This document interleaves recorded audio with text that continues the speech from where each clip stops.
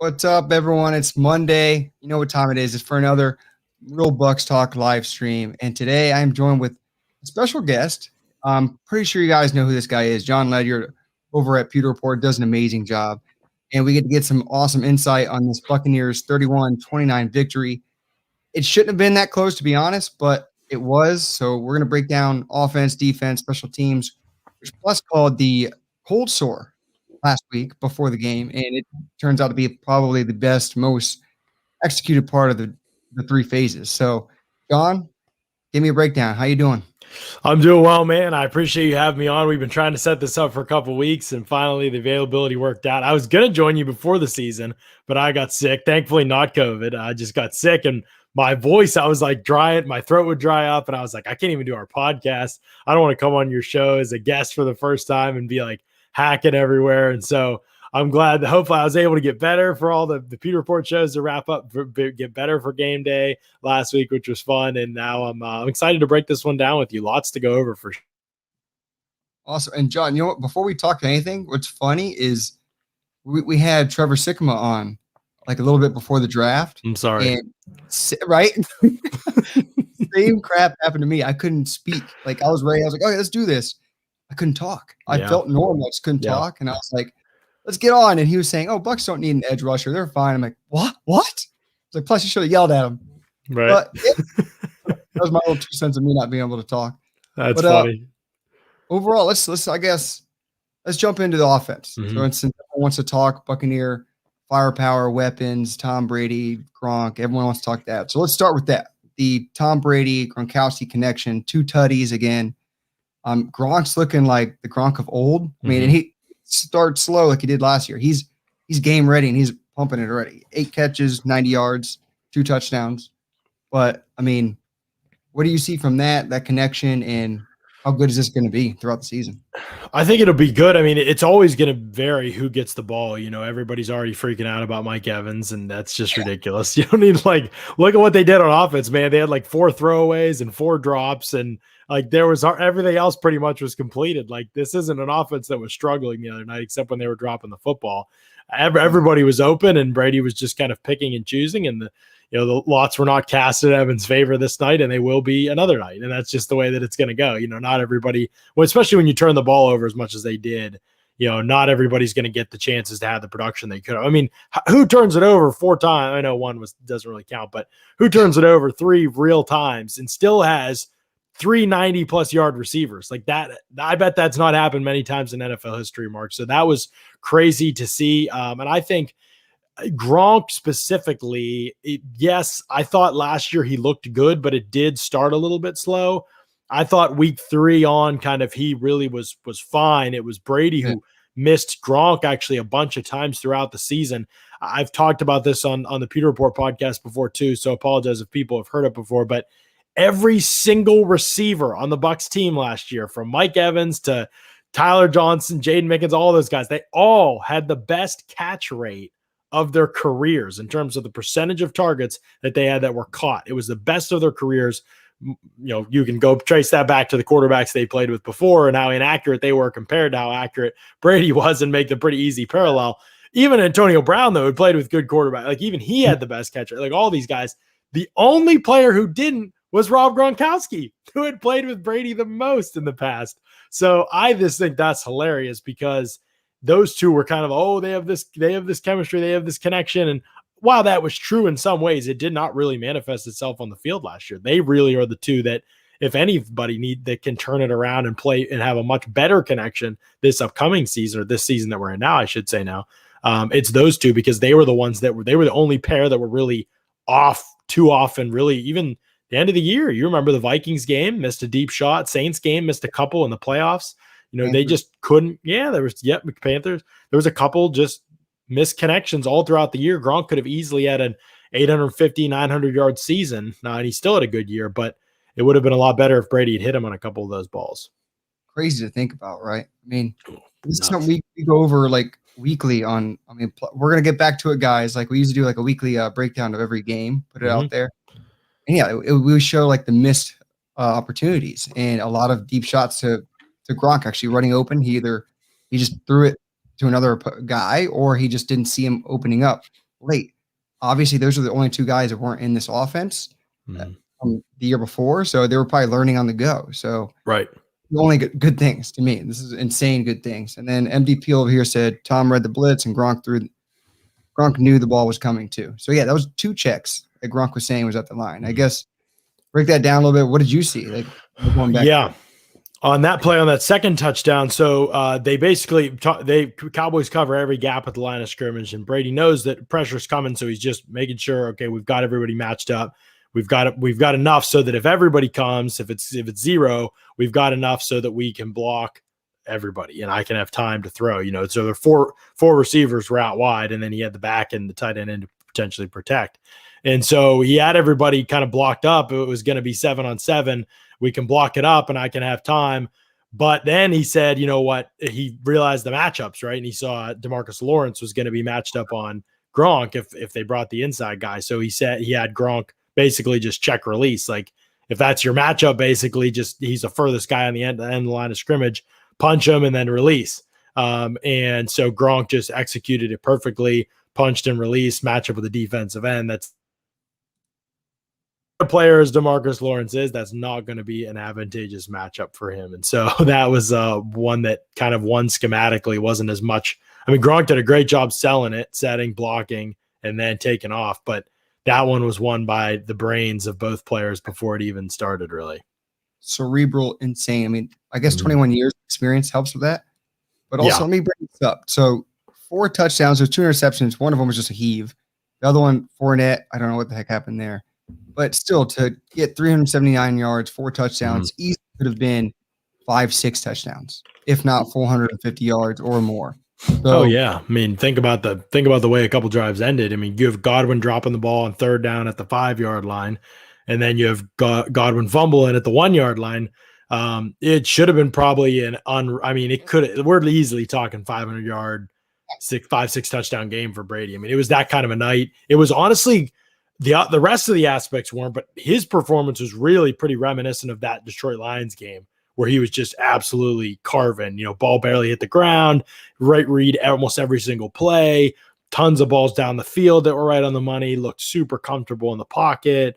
It was really kind of reminiscent of that kind of performance for him. Obviously, some of the other players' mistakes in the defense, you know, and the fact that there was a much better offense on the other side than that game made the games very dissimilar in terms of the way they turned out. But Brady's individual performance was kind of in that kind of a special zone in my mind.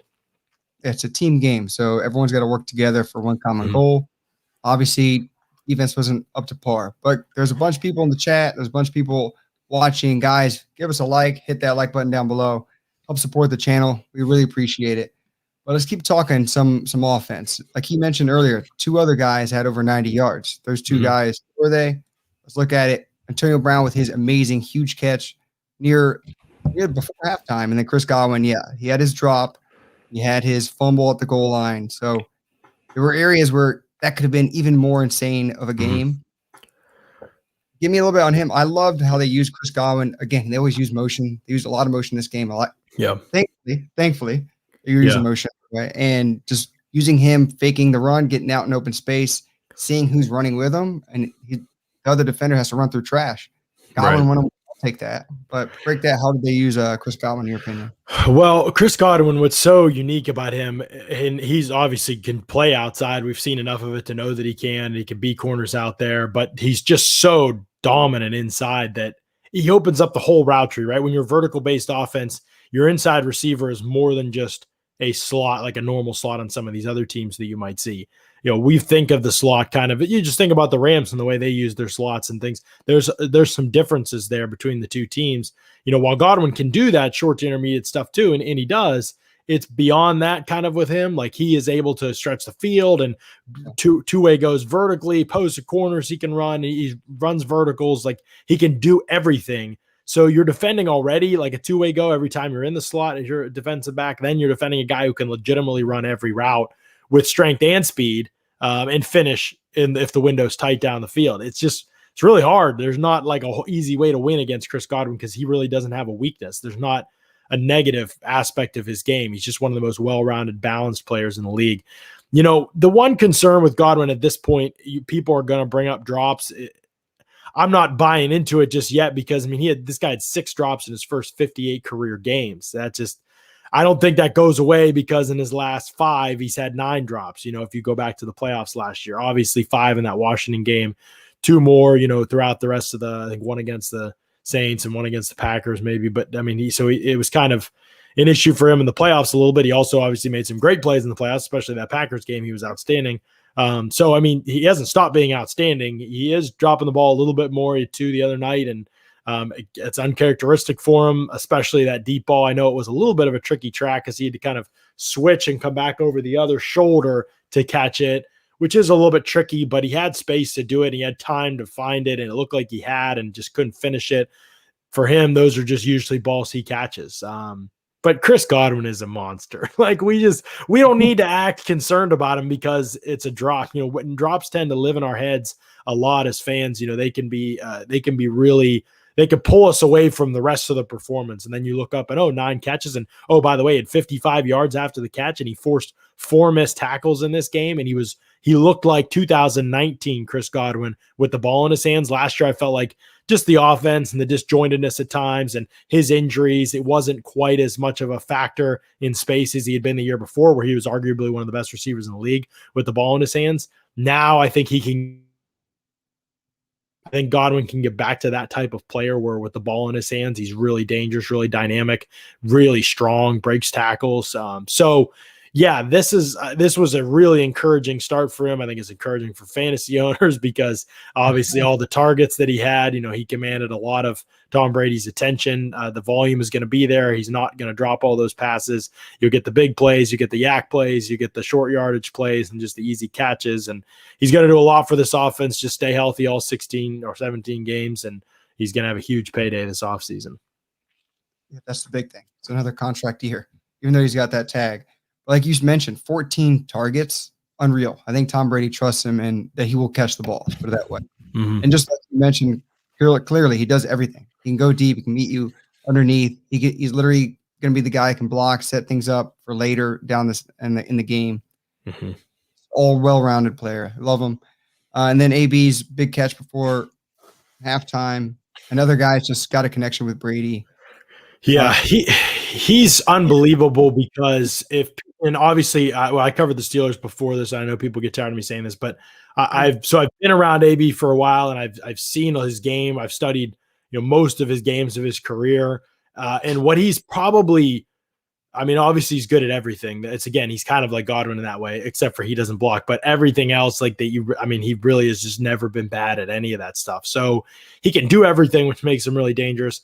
But he is just incredible when plays break down. Late in plays, he has just always been amazing because he never stops moving. He never stops working, and he's already a great separator and route runner. So if plays get extended, like you saw on that first Bucs scoring drive when Brady kind of didn't know where to go with the ball, and he ran the slant, and he was like the last read. He wasn't really in the progression, I don't think. And then he saw Brady kind of like not being able to find anybody and wasn't really in trouble in the pocket, but shifting and looking in his eyes. He just reads that stuff and reacts, and he finds space. He just knows where space are. He understands the structure of the defense so well. And he got vertical, boom, makes the over-the-shoulder catch, and they're off and running. And that was kind of the generator for them, right? That was right after the unbelievable throw to Gronk over the middle of the field and the tight win in the shoebox throw. And so AB kind of got it going after that. And then it was really kind of more he's so good. He just kind of knows where everything is on the field. Some guys just have unreal spatial awareness and unreal awareness of other players on the field. And AB never takes big hits because he just knows where people are. He knows when to get down. It's just always kind of been the same story with him. He makes a catch and he can already make the first guy miss without even getting his eyes around because he feels him. He just knows where he is. He's just one of the most instinctive players I've ever watched. We saw it on the middle of the field. He had right on the same drive, that first Bucs scoring drive. He catches the comeback on the sideline, makes the first guy miss. It's 5 more yards. We saw this in the preseason against the Texans. He catches the little stop route, and then he makes first guy miss and lunges forward, and it's just 4 yards. It's 4 more yards than Mike Evans probably got in that situation, or then Scotty Miller gets in that situation, to use a better example. That's just what he brings you. He gets you all those hidden yards because he's such a quick. There's just no wasted movement. There's no wasted time. Nothing in his game has anything extra. It's just all football instinct and natural ability all the time. And so he just is incredible to watch, in my opinion. Like, I just think he's the most fun player when he's like fully healthy and knows what's going on, which now he seems to do. So it is going to be fascinating to see like where all this goes, right? Because he didn't even have that many targets in this game, and he was just a monster. I mean, obviously a lot of big plays. Last year he was kind of just a quick hit guy because he didn't really know the full offense probably for a while. And then he got this, and Scotty was playing way more, and Tyler Johnson. Now you saw in this game, it was Evans, Godwin, and AB a lot of the game, Mark. I mean, they played a ton of snaps. I think Godwin was almost all but 1 snap, Evans all but 4. AB dominated the third wide receiver reps. And I think if the Bucs are smart, as good as their depth is, I would absolutely ride those 3 guys, especially early in games, and you see what happens late. But they should be in a position to be able to rest them late in some of the games with some of these matchups they have this season if they can take care of business early on. And they should. I mean, let's be honest. I know there's some people are more concerned with how good the Rams looked and everything, but one game at a time. I mean, the game in front of us, we should win easily just based off of what they're going through. But I mean, like you mentioned over here, let me bring up the snap count. Scotty Miller had 8 reps on offense. Yep. Ronald Jones 6 after the fumble. OJ 6. I know you asked BA that after the games. We'll get on that later. But AB, another thing why he's so crazy, he's only 5'10", 185. This isn't like a freak 6'4", 220. He can run through you, run over you. No, he just does everything right. Makes little moves. Strength. Jabs, right? Like rides the hip, jolts out, like you said, lightning in a bottle kind of ability. And it's insane. He just does all the little things right. And he's very strong too. Like you cannot press him really. Like everybody early in his career when he started like dominating, everybody's like, all right, we'll just press him. Like that's what we'll do. And that was even worse. Then he would beat you vertically all the time. He can break you off if you play off of him though. So everybody was tired of that. And they were like, we're tired of him. He breaks us off on all these routes. We can't stick with that. He's too quick when he gets the ball in his hands. So we're just going to press him and not give him any space. Well, he just takes the space, or he makes tight catches down the field. Everybody he's not that fast. He's not that big. This is how you beat him. This is his weakness. And it was just never the case. He just adjusted his game and just started beating everybody at the line of scrimmage or beating everybody at the top of the route. That's his other big thing. He's so physical and so aggressive at the top of the route. You just can't fall asleep at all. We saw Anthony Brown get torched on the touchdown, and obviously he was expecting safety help on that play. But even then, he just got lulled to sleep, and AB's all of a sudden nudging him off, and it's just hard to right. It's subtle. And he almost never gets called for OPI because it's so subtle. His hand usage, he keeps his hands low and just these quick jabs, and you can barely catch him. And he's just one of the most nuanced players that any position that I've ever watched. And I said this in the offseason, and I think Bucs fans, it's hard for them to wrap their minds around somebody being, and I get it, Evans and Godwin are just like this amazing tier. I think it's hard for them to be like, oh yeah, there's going to be another guy that's probably if he's healthy, if he's 100%, he might be better than both these guys. That's hard to imagine, but that's, to me, when you watched him and you watch him in training camp, you watch him preseason, you watch him in that game, I just feel like I don't really see a difference from the guy in Pittsburgh. I know that's kind of crazy because he's 33 and hasn't done a lot the last 2 years, but I just have to call what I see, and I just see the same player. Dude dealt with frostbite too. Damn near ripped off his whole foot. Think about this, guys. But a lot of stuff going on for him. For real. It's just be happy he's on the team. And obviously Brady knows talent, and he wanted this guy on the team, pounding the tape for him. BA was saying, no, we're not going to get him. Yeah. Well, guess who's on the team right now? Right. But before we move on from the offense, we got to talk about the elephant in the room, the running game and the lack thereof. Not to mention what the running backs did. So Rojo with the fumble, like I showed, only the 6 carries.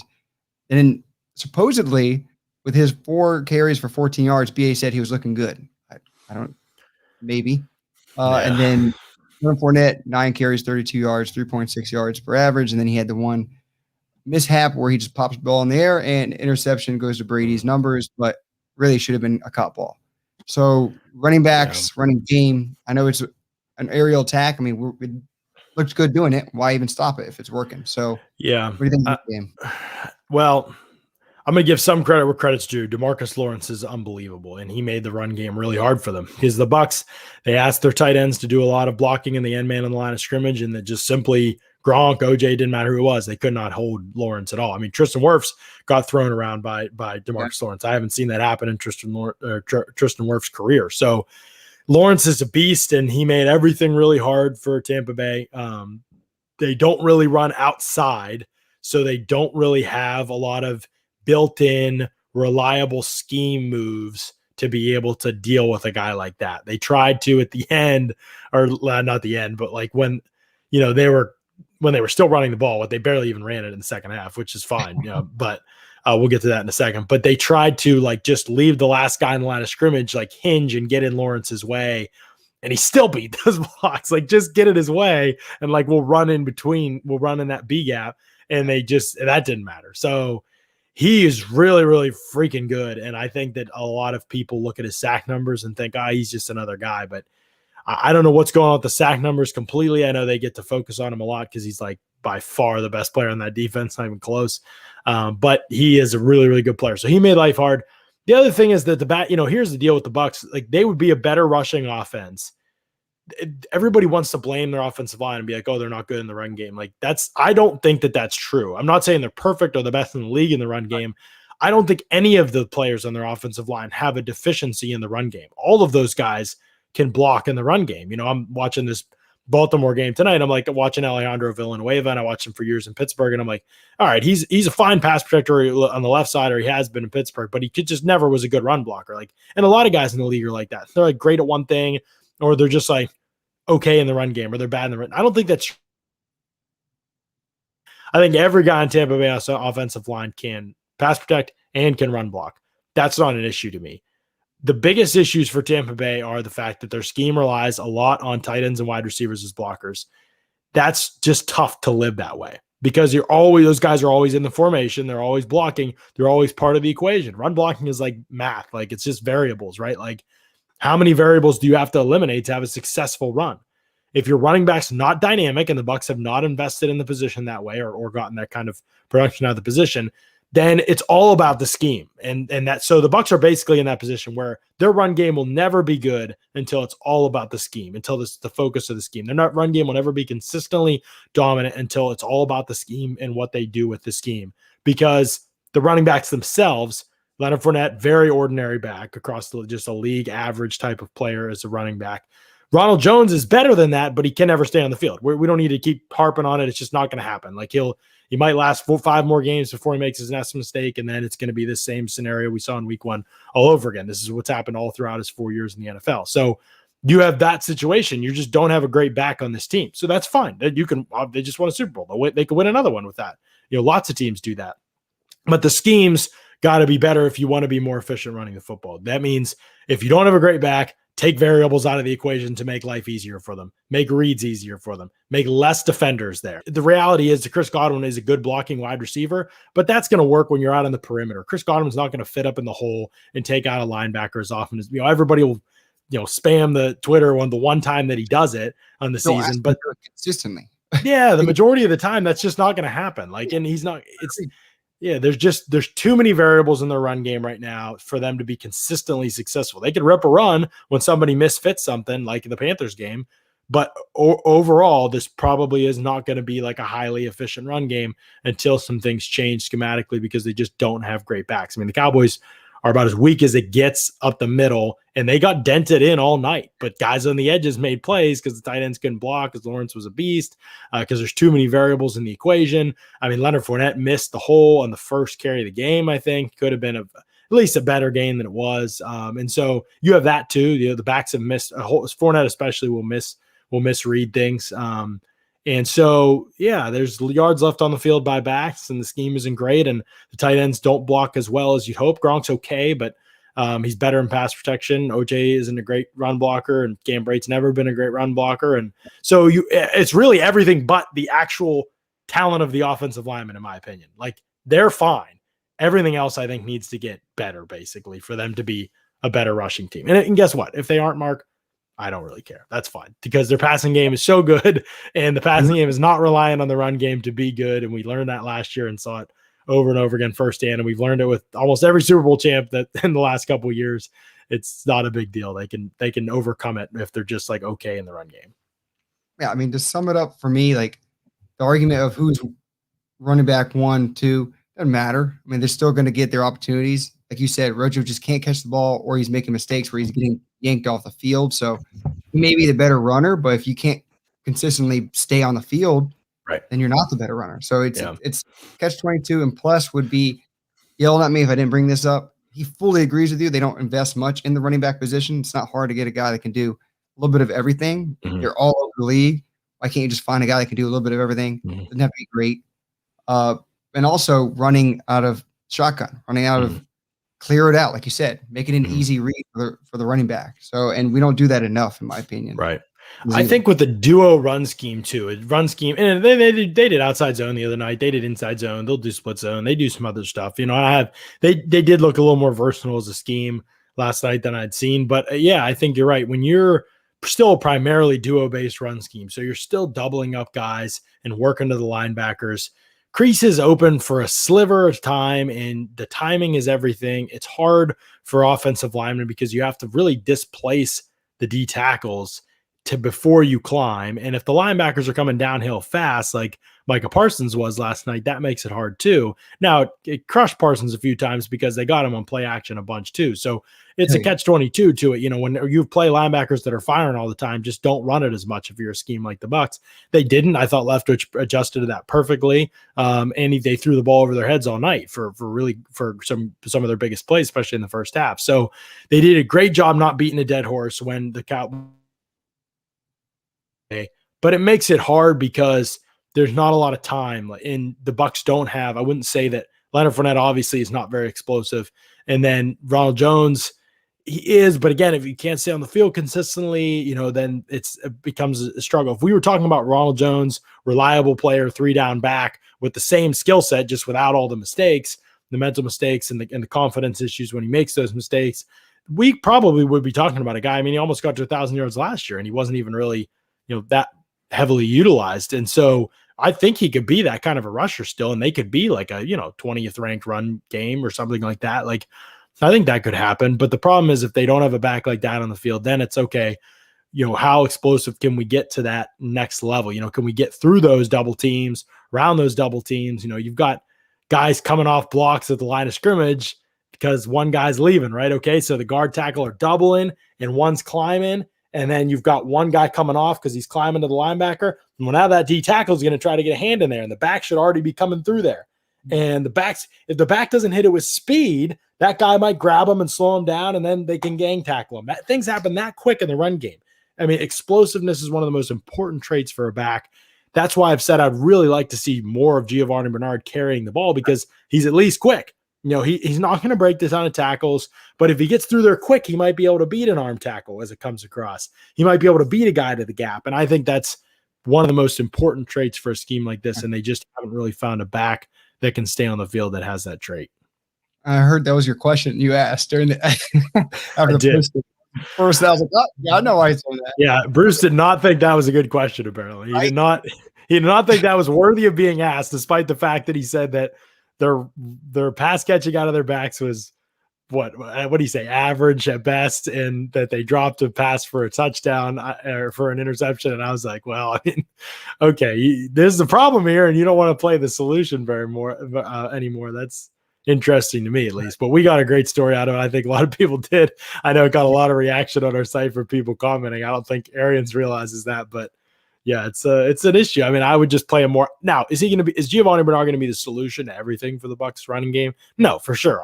But to me, the other guys aren't talented enough. Like, they aren't like, head and shoulders better as a runner, like to where Bernard shouldn't play.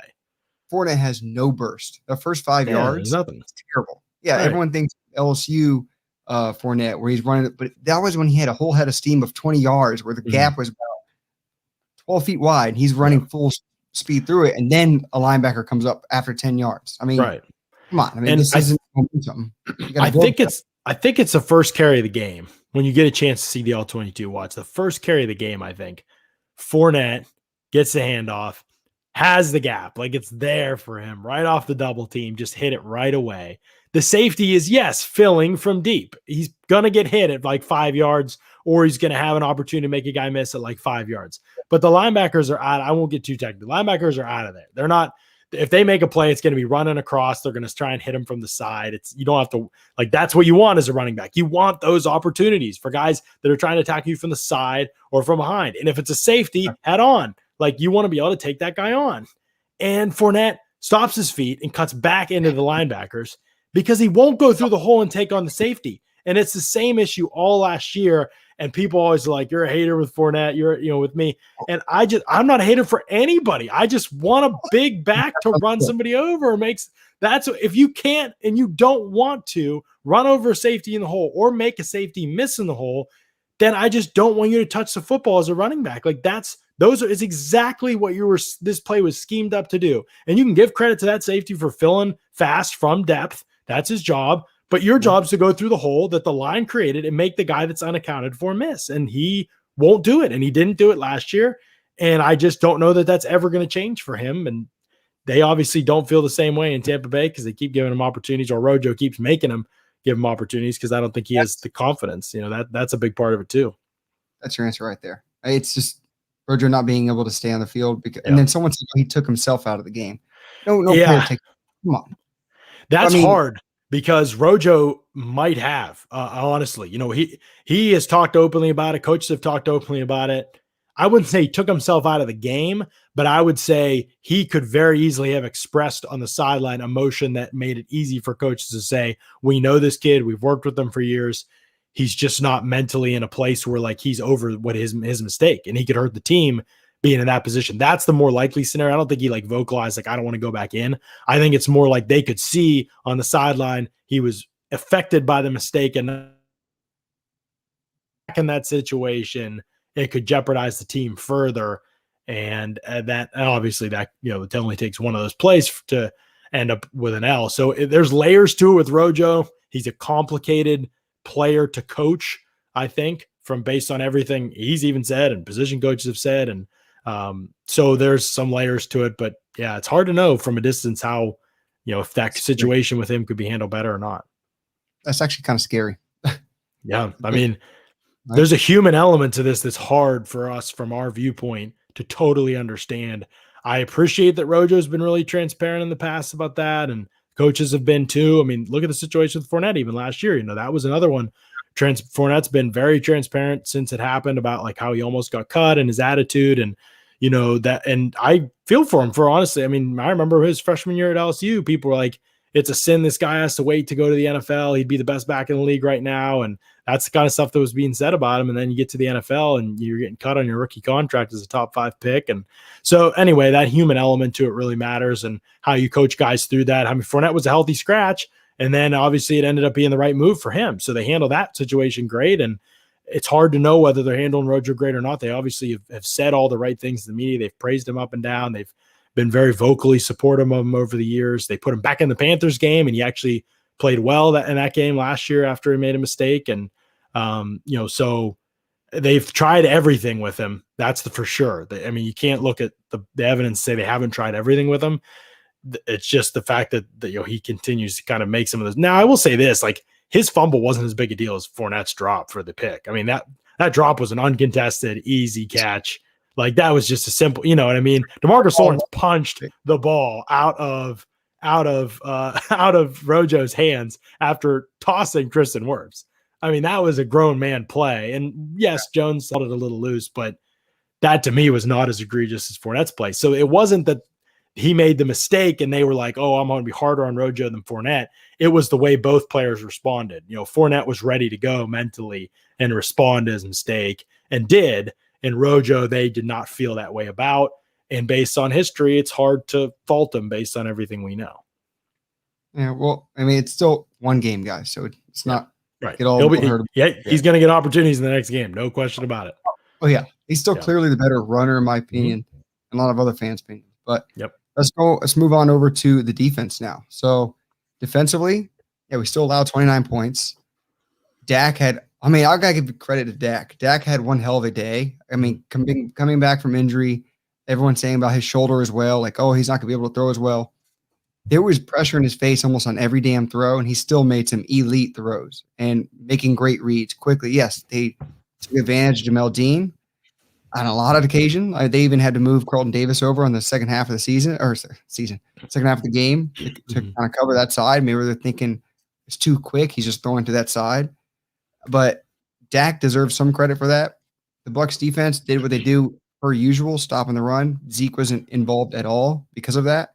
So they got him one-dimensional. Just Dak tore us up because of that limited area. And then SMB goes down with injury. So there's a lot to talk about that. Front seven still does what it does. Elite, nasty. The pressure got there. It's just good quarterback play. But what'd you think of Cowboys offense versus our defense? Yeah, I'm glad you pointed that out about the front seven. I think people were like, oh man, the Bucs just aren't getting any pass rush. And the Cowboys did everything they could up front, right? Like they tried one-on-one and they were okay enough. Like they didn't get beat clean enough to destroy the integrity of what they were doing, but they got beat all night. You know, that this was, you know, I mean, obviously Tyron Smith, you know, good player. Even at the end, he cracked a little bit. You know, JPP got him on one to force a hold. That was a huge moment in the game. I don't think that the Cowboys offensive line really won that game. How some people were kind of, and won that matchup for them. How some people were kind of painting that to be. I felt like what happened was Kellen Moore just had unbelievable scheme. Todd Bowles was going after Dak Prescott. He's going after that young interior offensive line.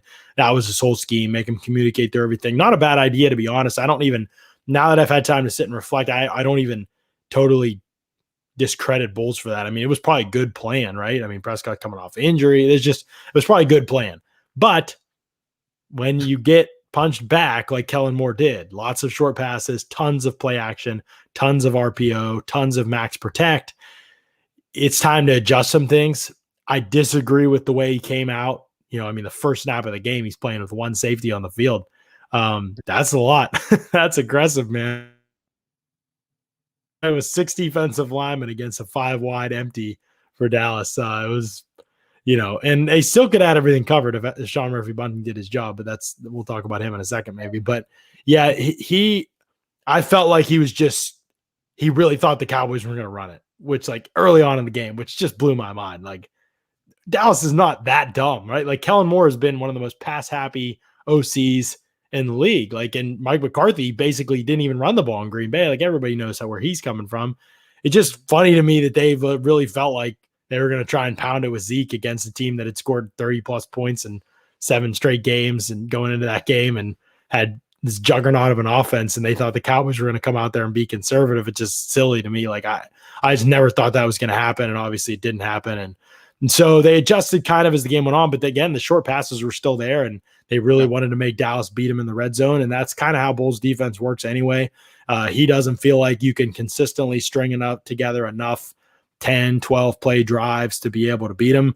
So they didn't give up a lot of big throws or deep balls down the field. They did give up 2 for touchdowns, though that really hurt them.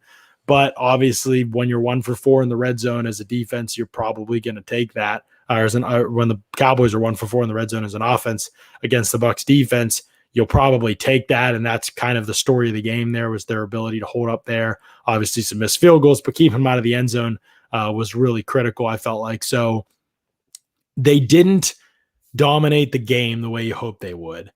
Sean Murphy Bunting injury and Sean Murphy Bunting's play before the injury was something that they had to overcome. Jamel Dean's play after that was something they had to overcome. Ross Cockrell was his worst game as a Buck, even though he was in the right places. The limitations physically and athletically were exposed against a group that good, right? Like he's going to probably give up touchdowns to Amari Cooper. Like that's just, when you get the top 10, 15 guys on Ross Cockrell, you know, it's just probably going to be at a disadvantage. That's just reality. It's not his fault. It's just who he is, you know, don't ask him to do too much. There were some things to take away there that were negatives, but the big positives to me were Vita Vea, Levante David, Carlton Davis. I thought all 3 of those guys were studs. That really matters. There's problems at CB2 and maybe at CB3, depending on the matchup. They have some things to work on for sure. How aggressive are they going to be as a pass rush group when you have 4 rushers like they have, you know, the 4 rushers that they can present? Do you need all this extra stuff for every matchup? We'll see. but there are definitely question marks, but there were enough good things that I'm not worried yet. Let's put it that way. I mean, so the big takeaway I saw was, yeah, I already said it, elite front seven, but things that we saw last year during our losses. So Chicago Bears game, they kind of exploited it left and right. Saints did it nonstop, but they've known this for years. The short passing game, like you said, they were planning on, oh, guys can't do 10 to 12 plays consistently to beat us down the field. But usually that's what's happening. They're using, oh, they got Tryon Anthony Nelson out there, just dropping back into coverage. Trust my running back or short wide receiver route to pick up 5 or 6 and make that big defensive end linebacker miss in open space. And that's what they kind of did. Right. I mean, and yes, every team had all offseason to look and see what do the Bucs suck at on defense, because they tore up Pat Mahomes in the Super Bowl. Why the hell did that happen? Because Pat Mahomes was looking deep all the damn time. If they would have went short against us, it would have been a probably way different game. And then the what's it called? The quicksand wouldn't have happened. Yeah. But I mean, quick games like the Rams game, the Bears game, that's what sucked. That's what sucked for the Bucs. So I hope they can understand that, fix it, clean it up. I mean, it's part of their game though. They have all these outside linebackers that can blitz, that can get after the passer. You're asking them to drop back into coverage. So that's part of the area they need to clean it up, in my opinion. Yeah, it is part of the way Bowles just calls defense. I've just tried to adjust my expectations. He is not a fight for every square inch type of defensive coordinator. He is we're going to make a splash play, either in a sack or force you into a mistake with pressure, or we're going to make a play on the back end on the ball, and we're going to win enough. We're going to win enough that way to keep you out of the end zone, make you kick field goals, make you turn the ball over, you're going to give up a couple possessions. And that's how we're going to win games. And that's the way he calls defense. And, in some ways it's aggressive, in some ways it's conservative, I guess, depending on how you look at it. I think that he's had obviously some great game plans in certain situations in the playoffs. He changed so much of what he did. My biggest thing, I just want to play. I would say that I just want him to play more too high coverages and dare teams to beat him running the football, because if teams try to beat the Bucs running the football, they're not going to be successful enough. And the Bucs offense is so good that they're going to score too many points. It's not going to work for another team. The only formula for beating the Bucs is either they beat themselves. If they don't beat themselves, the only formula for beating them is to be as aggressive through the air as Dallas was. And they almost did it really because of that. Now, Tampa Bay also almost beat themselves a bunch of times, and you probably need a little bit better of a defense than Dallas on most days to pull it off. But that's the formula, in my opinion, is to be that aggressive through the air. So it was a great plan by Dallas. The scheme was great. They executed really well for the most part. The kicker missed some kicks. That was frustrating, I'm sure, for them. You could look at Tampa Bay's side of things and say, well, they had dudes dropping the ball and fumbling the ball away and, dropping the ball for picks. And so there were plenty of self-inflicted stuff to go around, but I thought it was a great game plan by Dallas. I think they're going to be one of the best offenses in the NFL this season. If they can stay healthy, that's already been an adventure for them. But it was a great test early on for the Bucs. Don't think the Falcons will be as good a test in week 2. We'll see. But I thought the Cowboys were presented a lot of challenges for sure.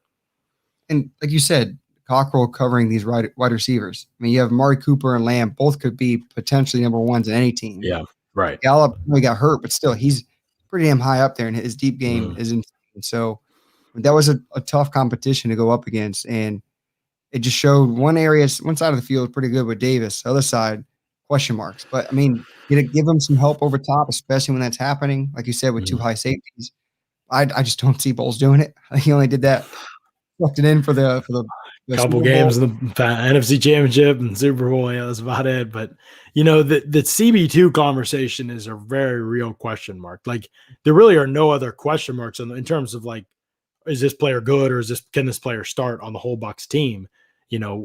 Other than running back, I guess, if you want to say that. But other than that, it's really CB2. Like, Sean Murphy-Bunting, it's just, I don't know. We're getting into crunch time, man. I know he's hurt now, and hopefully he's back, soon. But he was just so bad before the injury. Just every single play was wrong. Like, it's just, and that's how it was last year in the regular season too. It's just hard to go to bat. And it's hard for me because I like Sean Murphy-Bunting in college. I think he's one of my favorite people on the Bucs. I love when he talks. Like he's smart, he's charismatic, he's passionate, he's big, he's athletic, he's clearly got ball skills, he's made plays before.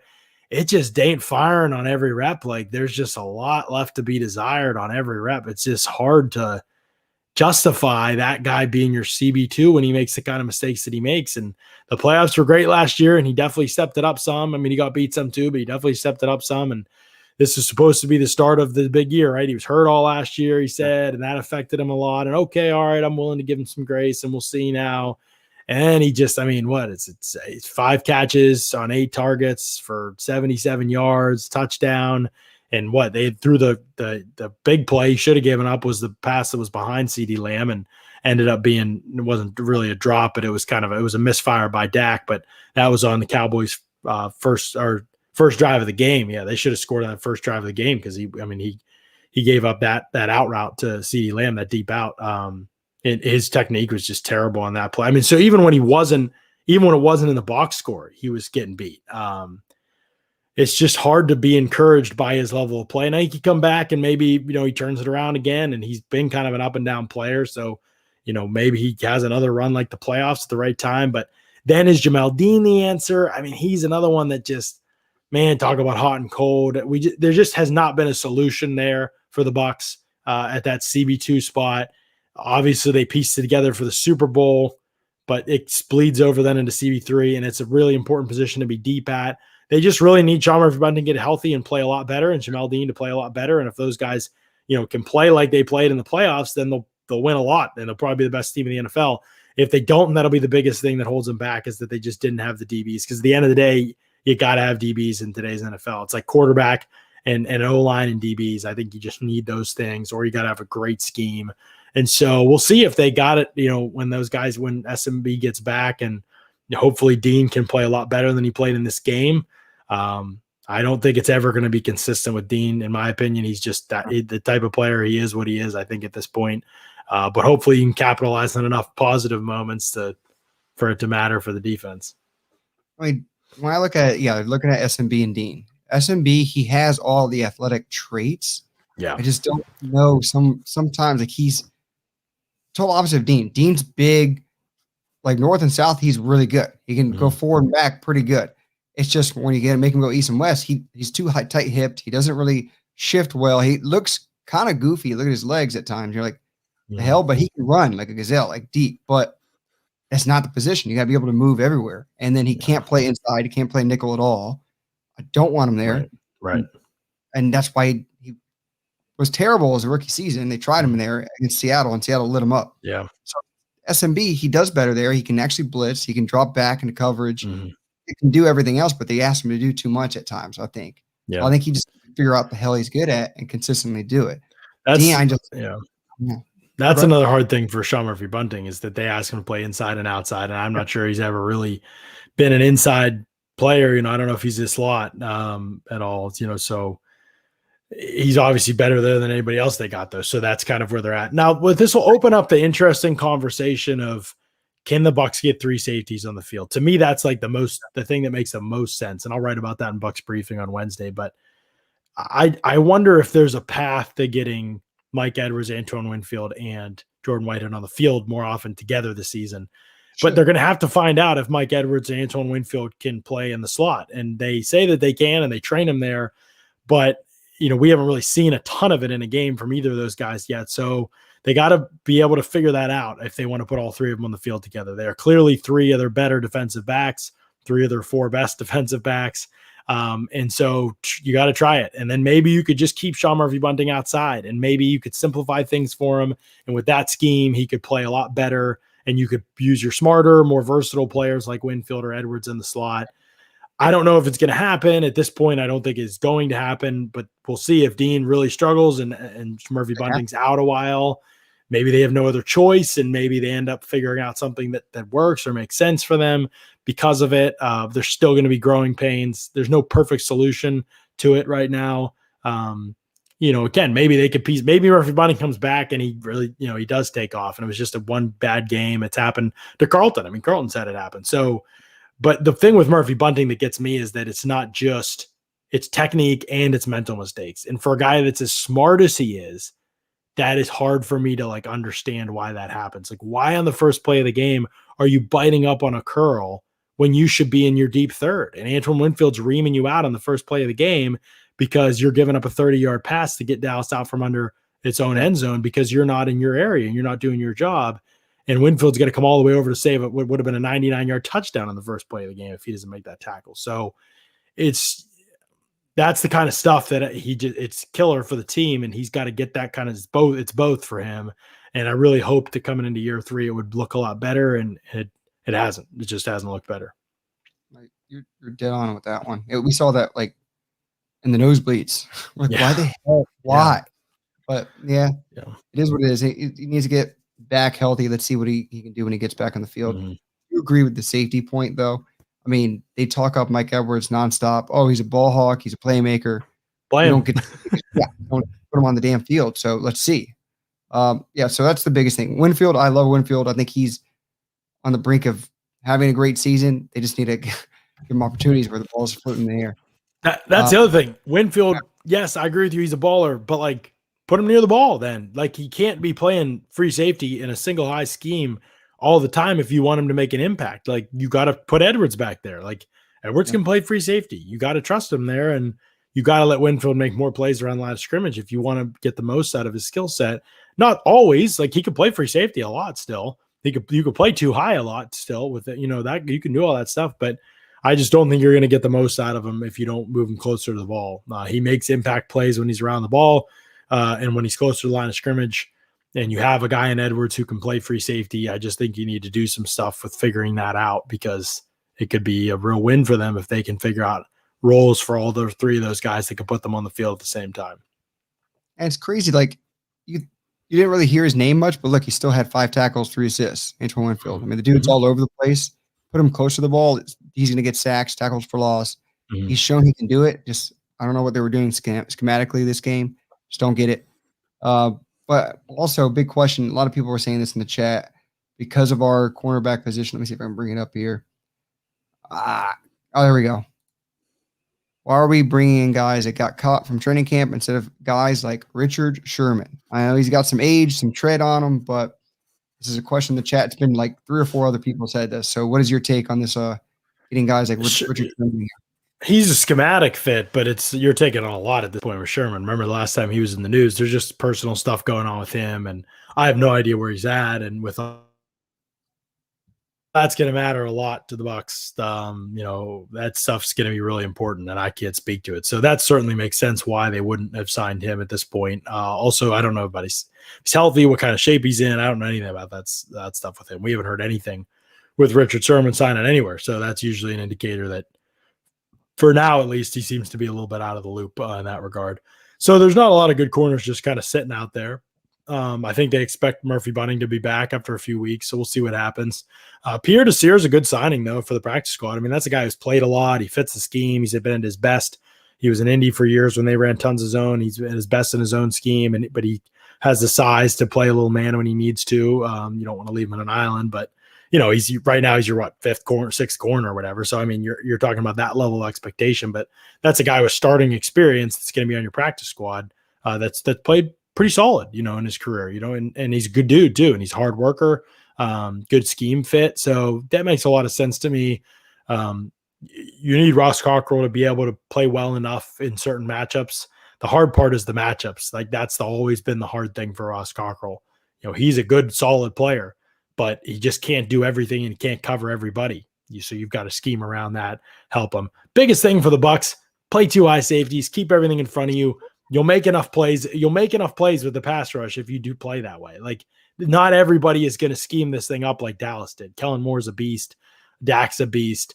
You're not getting that against Atlanta, and for example, you might get it against the Rams, and we'll see how that goes. But you're not getting that most weeks. And so, you're cruising through the regular season, just dare teams to run the ball on you. You've been the number 1 run defense in the league for the last 2 seasons. Teams aren't going to come out trying to run the ball on you. You have one of the best offenses in the league, maybe the best. Teams are going to come out trying to throw on you because they need to score. The Bucs were already the most passed on team in neutral situations last season of any other team in the league. It wasn't even close because teams knew running against them is pointless. So respond and dare them to run against you. And maybe they can do it with another guy out of the box if you move a safety back. But I don't think so. I don't think they're going to be able to do it well enough. And I don't think they're going to be able to do it well enough to beat the Bucs. And that's at the end of the day, if you're 7th in run defense, but you improved in pass defense and you're 15-2, you did the right thing. At the end of the day, that number 1 ranking doesn't matter as much if you've become a more efficient and more dangerous defense, or a defense that takes away the offense's number 1 game plan, which everybody's going to come out trying to throw it on the Bucs. Almost everybody. I don't know what some of these poorly coached teams. I don't know. We'll see what Atlanta tries to do. Ones that have what's it called? Coaches get fired Black Monday, right? Yeah. But those are the teams that will try and run against us. Right. I agree with you. Schematically, just put 2 high deep safeties. It's just not going to happen. They've proven it over and over. Mm-hmm. I don't know why. That's I guess the way they play defense. But still, like you just said, I trust Levante David and Devin White to fill those gaps that are there, because your front 4 or 5 guys can actually stand up everyone. If it gets past them, Levante and David and Devin White should be there. If not, Winfield can fly to the ball. So trust your guys, let them play to their best ability. I fully agree with all that sentiment, but the Buccaneers are going to do what the Buccaneers do, and it's Bucs always beat Bucs. That's literally the only thing that will be this season. It's if the Buccaneers cough it up or they just play dumb football defensively. I mean, they can beat anyone. Let's be honest. Right, and the best part is Bulls is so good at dialing up pressure that you saw how close they got all night against Dallas. But Dallas had this great scheme to counteract it, and great players, obviously great weapons. They're too deep at running back. They've got pass catching tight ends. You can't block at all, but pass catching tight ends, and then they're 3 or 4 deep at wide receiver. So I mean, one of the best quarterbacks in the league, in my opinion, one of the best play callers in the league. Not every team's going to have all that, so. Bulls being able to dial up pressure the way that he does is going to swing a lot of games when you can score points like they can. So there's still so many things working in their favor. I'm not getting stressed out about anything just yet. To me, the biggest question mark is not Bulls or the scheme at this point. That I have enough faith that he can figure things out and he calls it right in the red areas, and that's important. The big thing for me is the CB2 spot and what happens with that spot, and not even short term. If Jamel Dean struggles, they should still be able to win. I mean, but when Murphy Bunting comes back, what kind of player is he going to be? Like we're getting into crunch time for him. Like year 3 is big. Year 3 is big for Jamel Dean. If those guys don't improve the way that they play, the Bucs will be drafting or signing to replace them this offseason. Probably it'll mean a payday for Carlton Davis, which will be a good thing. But they will need to prioritize replacing those guys because that will be their position of weakness really going into the offseason. It's crazy. They put a lot of value in those high draft picks too. 2 second-round picks. That's you want that to pan out, but if it's not doing it, you got to kind of admit defeat and kind of move forward. And it might still. I mean, they're going to hang on to Sean Murphy Bunting all the way for sure, I think, because they just love him and they think his potential's through the roof. Jamel Dean, we'll see what happens. I mean, they'll probably be on the team. It'll just be, hey, we're bringing another guy to compete. I still think, obviously they were good draft picks, to be honest. Like where you got Dean and what you've gotten out of him is that late 3rd, right? Like that, I still think he's probably played up to that, to some degree. I mean, it's just, can he be more? Can he be better than what he is right now? Can he rise kind of above the inconsistencies? And we'll see. I mean, he didn't give up huge plays other than the 4th down conversion, or that was a 3rd down, I forget. Conversion where he overran the tackle. That was really the issue there, not in coverage. So we'll see kind of what happens. I'm not writing anybody off yet. I think they've done a good job getting those guys to where they're at, but they've got to play better moving forward. Yeah, it was one game against elite receivers, like 2 top 10 receivers pretty much. If they don't drop the ball, it looks even more crazy though. Like let's get things even more insane offensively for the Cowboys. But let's move over to the last and final topic, which again, Plus mentioned this as the cold sore of the team. The special teams played special in this game. Bradley Pinion, elite, almost 50-yard average on his punts. Jalen Mickens, great on kickoff returns, had a good punt return that got called back because of a holding, and then clutch kicking from Ryan Suckup wins the game. I know it's short, but still, it's clutch. Like we're talking about headspace, you got to be able to have a strong mental game to hit that. He hits it, even though I was freaking heart pounding on my chest. But waiting for that timeout too at the end. But still, everyone special teams played amazing, even though all last season and preseason looked like trash. So, Yeah. what do you think about our special teams? Really good start, really encouraging. You know, the best part is I don't think they allowed a kickoff return all night because Pinion put the ball through the back of the end zone. That's what they're really, truly bad at is kick return coverage, but Pinion hardly ever leaves that up to chance. And so that's great. Pinion's such a good player, just a really good punter. He's a great team guy. Everybody really respects him, I think. I mean, he's a kind of guy that everybody likes to play with, and nobody wants to talk about the punter, but not many punters are doing kickoff duties too, and he's amazing at that. And so he's just a really valuable player for the Bucs. So yeah, great start for him. Suck up, he do what he do. You know, he's a baller, no question about it. He's got his head on right now, and so you hope that continues for him as a kicker. Obviously, Mickens is just a great story, man. I mean, I just think everybody loves him in the locker room. He's so competitive. He's so aggressive. He believes in himself so much. And he was just a good player last year for them. He didn't muff any kicks, didn't fumble any kicks. That was huge. He understands not trying to do too much. He reads things right. His timing is good. He's just he's exactly what this team needs, maximize the opportunities that he gets. He's not going to try and do too much. Get the ball to 12, get the ball to the offense. That's his thing. He said it to Jalen Darden over and over again in camp. Don't try and be a hero as a return guy. So, yeah, he's the right choice. I'm glad that the coaching staff made the right choice by bringing him up and making Jalen Darden inactive. I'm excited about the future for Jalen Darden.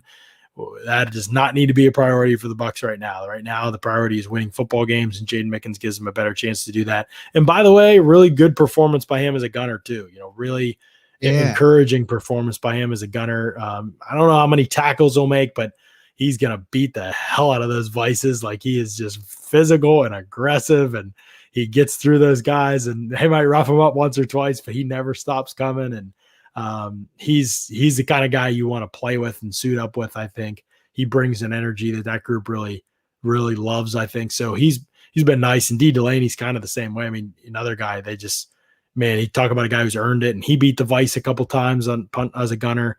So those are the two gunners, and you're obviously trying to replace Ryan Smith, and Jamel Dean was the other gunner for most of last season. And so the bar's not super high there, but I think that those guys can be good, effective gunners for them. They were really good the other night. Thought they did an outstanding job. And so if that can continue, the punt coverage will really be improved as well. Yeah. I mean, a lot of good takes. I love Mickens' attitude. Yeah, guys in the chat, Mickens' attitude is a beast mode. Love the guy. He's always chirping, always talking, throwing the ball at someone, throwing towards the ref, but at a player. It's kind of funny to see it. But, I mean, other than that, there's nothing you can say bad about special teams. I mean, Bradley probably the biggest freaking punter in the league, 6'5", 230.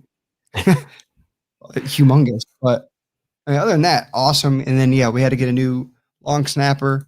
Let's touch on that really quick before we head on out. Yeah, I don't know anything about him. I know what he's with Jacksonville, right? So yeah. I will say that throwing off the chemistry, that's just the biggest thing. The timing, the chemistry. Now he's with two pros in Pinion and Suckup, so they will not leave details to chance like a younger player might. That is a really positive part of this. Even if they had a good kicker who was young or a good punter who was young, they might not feel like, hey, I'm going to tell this guy this, and this, and go over every little thing. But because Pinion and Suckup have been around so long, they will really harp on those. They'll harp on every little thing, I think. So that part of it's good.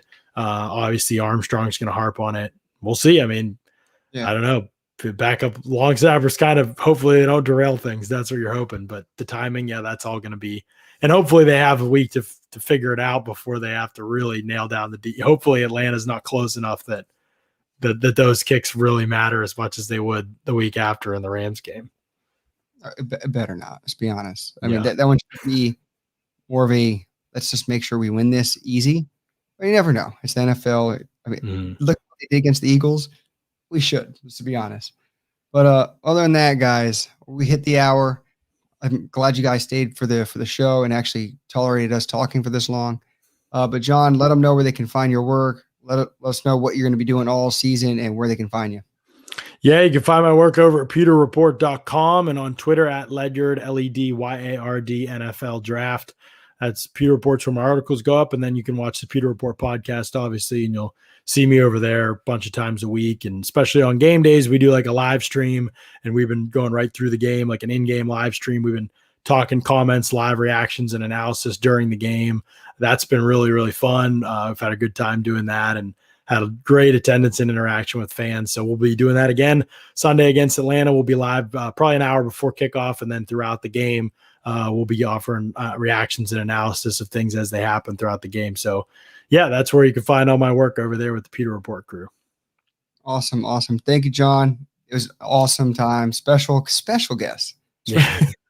Absolutely, dude. And thank you for having me. You guys do awesome work with this channel. I've been watching basically since Pewter Report hired me to try and get a feel for the lay of the land and who's doing what and who's doing creative stuff. And I appreciate the fact that you guys have just kind of taken initiative and recognized a void and done creative content and pushed yourself probably out of comfort zones to try new stuff and to be innovative in a field where that really should be respected and should be honored. So I definitely appreciate what you guys have done and built this channel into. And I was really a pleasure for me to be on here with you guys talking about all this stuff. It's a fun time to be covering the Bucs, and you guys are doing a great job of it.